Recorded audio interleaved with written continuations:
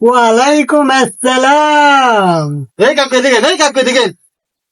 এই আমি আপনাদেরকে সালাম দিয়েছি, না তাহলে আপনি কি ওয়ালাইকুম আসসালাম কইছেন? বাবু, তোমার আমি স্মরণ করে দিলাম। এই বেড়া, আমি আপনারা সালাম না দিলে আপনি কি আমার থেকে জোর করে সালাম নিবেন?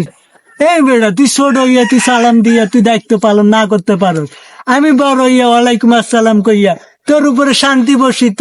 আমি আমার দায়িত্ব ঠিকই পালন করছি। আরে বাবুরে, একটা বড় ঝামেলা পড়লাম তো। আসসালামু আলাইকুম। ওয়ালাইকুম আসসালাম।